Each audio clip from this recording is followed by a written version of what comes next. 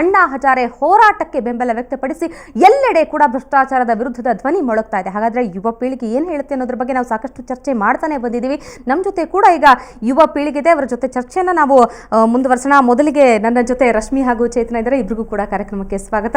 ಹಾಗೆ ಅಕ್ಷಯ್ ಹಾಗೂ ವೀರೇಶ್ ಇದ್ದಾರೆ, ಇಬ್ಬರಿಗೂ ಕೂಡ ಕಾರ್ಯಕ್ರಮಕ್ಕೆ ಸ್ವಾಗತ. ಸೊ ನೋಡ್ತಾ ಇದ್ದೀವಿ ವೀರೇಶ್, ಹೇಗೆ ನಡೀತಾ ಇದೆ ಭ್ರಷ್ಟಾಚಾರದ ವಿರುದ್ಧದ ಹೋರಾಟ ಅನ್ನೋದ್ರ ಬಗ್ಗೆ. ನಿಜಕ್ಕೂ ಎಲ್ಲಿಂದ ಶುರು ಆಗ್ತಿದೆ ಈ ಭ್ರಷ್ಟಾಚಾರ ಅನ್ನೋ ಪ್ರಶ್ನೆಗೆ ಉತ್ತರ ಸಿಗೋದಿಲ್ಲ ಎಲ್ಲ ಕಡೆ ಕೂಡ, ಪ್ರತಿಯೊಂದು ಹಂತದಲ್ಲೂ ಕೂಡ. ಹಾಗಾದ್ರೆ ಮುಖ್ಯ ಕಾರಣ ಏನು? ಶಿಕ್ಷಣ ಅನ್ನೋದು ಬಹಳ ಪ್ರಾಮುಖ್ಯತೆ ವಹಿಸುತ್ತಾ ಇದರಲ್ಲಿ. ಹೌದು, ಶಿಕ್ಷಣ ತುಂಬ ಒಂದು ಮುಖ್ಯ ಪ್ರಾಮುಖ್ಯತೆ ವಹಿಸುತ್ತೆ.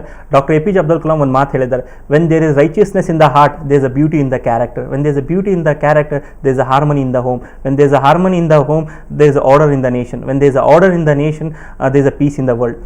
ಶಿಕ್ಷಣ ಎಷ್ಟು ಮಟ್ಟಿಗೆ ಒಂದು ಸಹಾಯ ಆಗುತ್ತೆ ಅಂತ, ಉದಾಹರಣೆಗೆ ನಾನು ನಿನ್ನೆ BMTC ಬಸ್ ಪಾಸ್ ಮಾಡ್ಸಕ್ಕೆ ಹೋದಾಗ ಏನಾಯಿತು, ಒಬ್ಬ ವಿದ್ಯಾರ್ಥಿ ತನ್ನ ಫಾರ್ಮ್ನಲ್ಲಿ 6 ತಿಂಗಳು ಪಾಸ್ ಬೇಕು ಅಂತ ಕೊಟ್ಟ.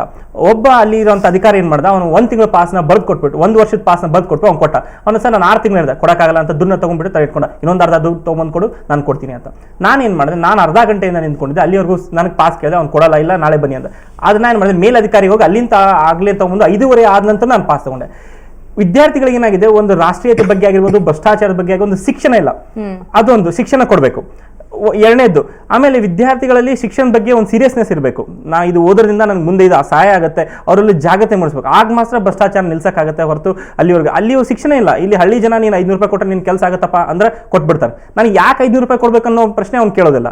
ಹಾಗಾಗಿ ಶಿಕ್ಷಣ ಒಂದು ತುಂಬಾ ಮುಖ್ಯವಾದಂಥದ್ದು ಅಂತ ನಾನು ಹೇಳಕ್ ಇಷ್ಟಪಡ್ತೇನೆ. ನಿಜಕ್ಕೂ ಶಿಕ್ಷಣ ಅನ್ನೋದೇ ಮುಖ್ಯ ಅನ್ನೋದಾದ್ರೆ ರಶ್ಮಿ, ಹಾಗಾದ್ರೆ ಸುಶಿಕ್ಷಿತರಿಂದಲೇ ಹೆಚ್ಚಾಗಿ ಇಲ್ಲಿ ಲಂಚ ಭ್ರಷ್ಟಾಚಾರ ಅನ್ನೋದು ನಡೀತಾ ಇರೋದು. ಹಾಗಾದ್ರೆ ಯಾರು ಕಾರಣ ಅಂತ ಇದಕ್ಕೆ? ಅಲ್ಲ, ಕಾರಣ ಯಾರು ಅಂತ ಹೇಳಿದ್ರೆ ಶಿಕ್ಷಣ ಒಂದು. ವೀರೇಶ್ವರ್ ಹೇಳ್ದಂಗೆ ಶಿಕ್ಷಣ ಒಂದು ಕಾರಣ. ಇವಾಗ ನೀವು ಒಂದಕ್ಕೆ ದುಡ್ಡು ಕೊಡ್ತೀರಾ, ನೀವು ಏನಕ್ಕೋಸ್ಕರ ನೀವು ಅದನ್ನ ಯೂಸ್ ಮಾಡ್ತೀರಾ ಅಂತ ಕೇಳೋದು ಇಲ್ಲ.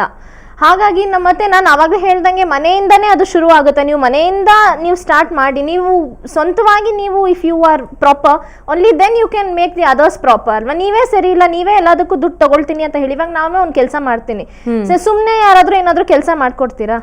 ಅವ್ನು ನಂಗೆ ದುಡ್ಡು ಕೊಡ್ತಾನೆ, ನಂಗೆ ಏನೋ ಕನ್ಸಿಡ್ರೇಷನ್ ಇದೆ ಅಂತಾನೆ ಅವನು ಕೆಲಸ ಮಾಡ್ತಾನೆ. ಬಟ್ ಆ ದುಡ್ಡು ನೀವೇನಕ್ಕೆ ಉಪಯೋಗಿಸ್ತೀರಾ? ಇಷ್ಟು ದುಡ್ಡು ಏನಕ್ಕೆ ಕೊಡ್ಬೇಕು ನಾನು? ಅದಕ್ಕೊಂದು ಇದು ಲೆಕ್ಕ ಅಂತ ಅವ್ನು ಕೊಟ್ರೆ ಹೌದು, ಯಾರು ಅಷ್ಟು ಜಾಸ್ತಿ ಎಕ್ಸ್ಟ್ರಾ ಅಮೌಂಟು ಕೇಳಲ್ಲ. ಇವಾಗ ಸರ್ಕಾರಿ ಅಂತ ಹೇಳಿದ್ರು, ಸರ್ಕಾರಿ ಅವ್ರಿಗೆ ನಾವು ದುಡ್ಡು ಕೊಡ್ತೀವಿ, ಅವ್ರಿಗೂ ಸಂಬಳ ಅಂತಾನು ಬರುತ್ತೆ. ಬಟ್ ನಾವು ಕೇಳ್ಬೇಕು ಅವ್ರಿಗೆ, ನಿಮಗೆ ಏನಕ್ಕೆ ಈ ಎಕ್ಸ್ಟ್ರಾ ದುಡ್ಡು ಏನಕ್ಕೆ ಬರುತ್ತೆ, ನೀವು ಏನಕ್ಕೋಸ್ಕರ ಉಪಯೋಗಿಸ್ತೀರಾ? ಹಂಗೆ ಕೇಳ್ಬಿಟ್ಟು ನಾವು ಕೊಟ್ರೆ ಅವ್ರಿಗೂ ಅದನ್ನು ಉಪಯೋಗಿಸಲ್ವಲ್ಲ. So that way you can stop little bit. ನಿಮ್ಮ ಪ್ರಕಾರ ಏನ್ ಅನ್ಸುತ್ತೆ, ಶಿಕ್ಷಣ ಕಲಿತವ್ರಿಗಿಂತಲೂ ಈ ಕಲಿದೇ ಇರುವಂತವ್ರು ಅಶಿಕ್ಷಿತರು ಹಳ್ಳಿಗರು ಏನ್ ಹೇಳ್ತೀವಿ, ಅವರಿಂದ ಭ್ರಷ್ಟಾಚಾರ ಹೆಚ್ಚಾಗ್ತಾ ಇದೆ, ಯಾರಿಂದ ಹೆಚ್ಚಾಗ್ತಿದೆ ಅನ್ನೋಂಥದ್ದು? ಇದು ತುಂಬಾ ವೆಲ್ ಲರ್ನೆಡ್ ಪೀಪಲ್ ಇಂದಾನೆ ಆಗ್ತಾ ಇರೋದು. ಪಾಪ ಹಳ್ಳಿ ಜನ ಅವ್ರಿಗೇನು ಜಾಸ್ತಿ ಗೊತ್ತಾಗಲ್ಲ. ಇವರು ತುಂಬಾ ಜಾಸ್ತಿ ನಾಲೆಜ್ ಇರೋದ್ರಿಂದ ಒಂಥರ ಲೂಪ್ ಹೋಲ್ಸನ್ನ ಇದು ತಗೋತಾರೆ. ನೋಡಿ, ಇವಾಗ ನಾವು BBMP ಇದು ತಗೊಂಡಾಗ ಒಂದು 10 ವರ್ಷದ ಹಿಂದೆ ಏನಾರೋ ಇಲೀಗಲ್ ಬಿಲ್ಡಿಂಗ್ ಇದ್ರೆ ಹೊಡೆದಾಕೋರು. ಇವಾಗ ಅಕ್ರಮ ಸಕ್ರಮ ಅನ್ಬಿಟ್ಟು ಅದಕ್ಕೆ ಲಂಚ ಕೊಡೋದನ್ನ ಲೀಗಲೈಸ್ ಮಾಡ್ಬಿಟ್ಟಿದ್ದಾರೆ. ಸೊ ಇಟ್ಸ್ ಆಲ್ಮೋಸ್ಟ್ ಲೈಕ್ ಬುದ್ಧಿ ಇರೋರೆ ಅದನ್ನ ಮಾಡೋದು. ಬುದ್ಧಿ ಯಾವಾಗ ಬರುತ್ತೆ? ಎಜುಕೇಶನ್ ಇಂದ. ಸೊ ನಮ್ಮ ಜನನ್ನ ಯು ಶುಡ್ ಎಜುಕೇಟ್. ಇವಾಗ ನೋಡಿ, ನಾವು ನಮ್ಮ ಡಿಗ್ರಿನಲ್ಲೆಲ್ಲ we learn IC, Indian constitution ಅಂತಾನೆ ಒಂದು ಸಬ್ಜೆಕ್ಟ್ ಇರುತ್ತೆ. ಬಟ್ ಎಷ್ಟು ಜನ ಅದನ್ನ ಸೀರಿಯಸ್ ಆಗಿ ತಗೋತಾರೆ? ಎಷ್ಟು ಜನಕ್ಕೆ ಬೇಕು ಆ ಸಬ್ಜೆಕ್ಟು? ಎಲ್ಲಿಂದ ಬೇಕು? ಯಾರಿಗೂ ಬೇಡ ಅದು.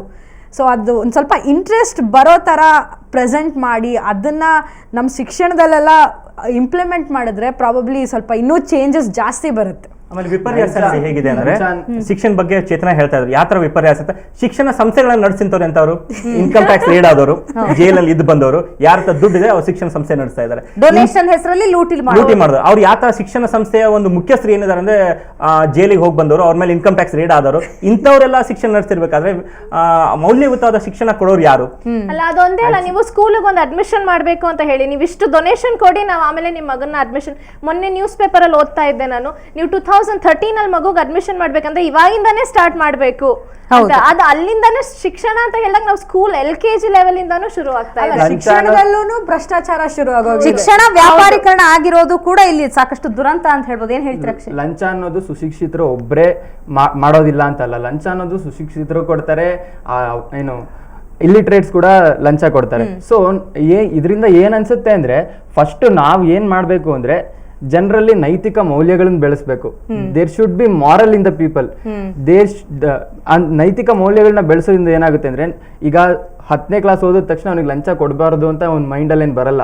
ಒಂದು ಮಾರಲ್ ಇರ್ಬೇಕು ಮನುಷ್ಯನ್ಗೆ, ಯಾವತ್ತು ಎಥಿಕ್ಸ್ ಇರಬೇಕು. ಆ ಎಥಿಕ್ಸ್ ಇಂದ ಜೀವನ ಸಾಗಿಸಿದ್ರೆ ಅವ್ನ ಮನಸ್ಸಲ್ಲಿ ಯಾವತ್ತೂ ಬರಲ್ಲ ಲಂಚ ಕೊಡಲ್ಲ ಅಂತ ಹೇಳ್ಬಿಟ್ಟು. ಹಾಗೇನಾಗುತ್ತೆ, ಯಾರು ಲಂಚ ಕೊಡ್ಲಿಲ್ಲ ಅಂದ್ರೆ ಒಳ್ಳೆ ಸಮಾಜ ಕಷ್ಟ ಆದ್ರೂ ಪರವಾಗಿಲ್ಲ, ನಾ ಒಳ್ಳೆ ದಾರಿಲೇ ನಡೀತೀನಿ ಅನ್ನೋಂಥದ್ದು ಬರಬೇಕು. ಸುಲಭದ ದಾರಿ, ನಾನು ಲಂಚ ಕೊಟ್ಟು ಕೆಲಸ ಮಾಡಿಸ್ಕೋತೀನಿ ಅನ್ನೋಂಥದ್ದು ಬರಬಾರ್ದು ಅಂತ ಹೇಳ್ತಾರೆ. ಸೊ ವೀರೇಶ್, ಹಾಗಾದ್ರೆ ಯಾವ ರೀತಿ ಈಗಿನ ಯುವಕರು ಎಲ್ಲದಕ್ಕಿಂತಲೂ ಅಂದ್ರೆ ಯುವ ಪೀಳಿಗೆಯಿಂದಲೇ ಈ ಒಂದು ಭ್ರಷ್ಟ ವ್ಯವಸ್ಥೆ ಬದಲಾವಣೆ ಸಾಧ್ಯ ಅನ್ನುವಂಥದ್ದು ಸಂತೋಷ್ ಹೆಗಡೆ ಸಾಕಷ್ಟು ಬಾರಿ ಹೇಳಿದ್ದಾರೆ. ಹಾಗಾದ್ರೆ ಯುವಕರಲ್ಲಿ ಯಾವ ರೀತಿ ಇದರಲ್ಲಿ ಜಾಗೃತಿ ಮೂಡಿಸುವಂತ ಅವಶ್ಯಕತೆ ಇದೆ?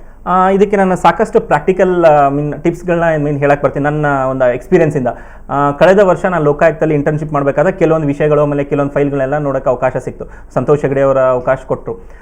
ಅದರಲ್ಲಿ ಹೇಳಕ್ಕೆ ಇಷ್ಟಪಡ್ತೀನಿ, ಲೋಕಾಯುಕ್ತ ಕಾನೂನು ಅಡಿಯಲ್ಲಿ ಅಕಸ್ಮಾತ್ ನಿಮ್ಮ ಸರ್ಕಾರಿ ಕೆಲಸ 1 ತಿಂಗಳ ಒಳಗಡೆ ಈಗ ಒಂದು ಇಷ್ಟು ದಿನಗಳಿರುತ್ತೆ, ಆಗದಿದ್ರೆ ನೀವು ಲೋಕಾಯುಕ್ತಕ್ಕೆ ಒಂದು ಅಫಿಡವಿಟ್ ಸಲ್ಲಿಸೋ ಮೂಲಕ ಒಂದು ಅಪ್ಲಿಕೇಶನ್ ಫಿಲ್ಅಪ್ ಮಾಡ್ತಾ, ಈ ಒಂದು ಸರ್ಕಾರಿ ಕಚೇರಿ ಈ ಒಂದು ಅಧಿಕಾರಿ ನಾನು ಕೆಲಸ ಮಾಡ್ಕೊಡ್ತಾ ಇಲ್ಲ ಅಂತ ನೀವು ಏನೋ ಕಂಪ್ಲೇಂಟ್ ಕೊಟ್ರೆ ಲೋಕಾಯುಕ್ತದವ್ರು ಕೊಡ್ತಾರೆ, ಯಾಕೆ ಈ ಕೆಲಸ ಮಾಡ್ಕೊಟ್ಟಿಲ್ಲ ಅಂತ. ಇದು ಎಷ್ಟು ಜನರಿಗೆ ಗುರ್ತಿದೆ? ಕಾನೂನು ವಿದ್ಯಾರ್ಥಿಗಳಿಗೆ ಗುರ್ತಿರಬೇಕು, ಇಲ್ಲ ಕಾನೂನು ತಜ್ಞರಿಗೆ ಗುರ್ತಿರಬೇಕು, ಅದು ಬಿಟ್ಟರೆ ಒಂದು ಸ್ವಲ್ಪ ಶಿಕ್ಷಕರಿಗೆ ಗುರ್ತಿರಬೇಕು. ಆದ್ರೆ ಎಲ್ಲೋ ದೂರ ಬೀದರು ಬಸವ ಕಲ್ಯಾಣದಲ್ಲಿ ಇರುವಂತಹ ವ್ಯಕ್ತಿಗೆ ಗೊತ್ತಾಗುತ್ತೆ ಈ ತರ ಬೆಂಗಳೂರು ಬಂದು ಲೋಕಾಯುಕ್ತ ಕೊಟ್ರೆ ನಿನ್ ಕೆಲಸ ಆಗುತ್ತೆ ಅಂತ. ಆದ್ರಿಂದ ಇದ್ರ ಬಗ್ಗೆ ಒಂದು ಜಾಗೃತಿ ಮೂಡಬೇಕು. ಅವಕಾಶಗಳಿದೆ, ಸಾಕಷ್ಟು ಕಾನೂನುಗಳಿದೆ. ನ್ಯಾಯಮೂರ್ತಿ ಸಂತೋಷ್ ಹೆಗಡೆ ಅವರು ಒಂದ್ಸಲ ಹೇಳ್ತಿದ್ದನ್ನ ನಾನು ಕೇಳಿದ್ದೀನಿ, ನೀವು ಇನ್ನೊಂದು ಕಾನೂನು ಮತ್ತೊಂದು ಮುಗ್ದೊಂದು ಕಾನೂನು ತರದಿಂದ ಏನೂ ಅವಕಾಶ ಇರೋ ಕಾನೂನನ್ನ ಜಾರಿ ಮಾಡಿ, ಅವಾಗ ಮಾತ್ರ ಒಂದು ವ್ಯವಸ್ಥೆ ಬದಲಾಗುತ್ತೆ. ನಿಮ್ಮೆಲ್ಲರ ಜೊತೆ ಮತ್ತಷ್ಟು ಮಾತಾಡ್ತೀನಿ. ನಾನು ಅದಕ್ಕೂ ಮೊದಲು ಒಂದು ಸಣ್ಣ ಬ್ರೇಕ್.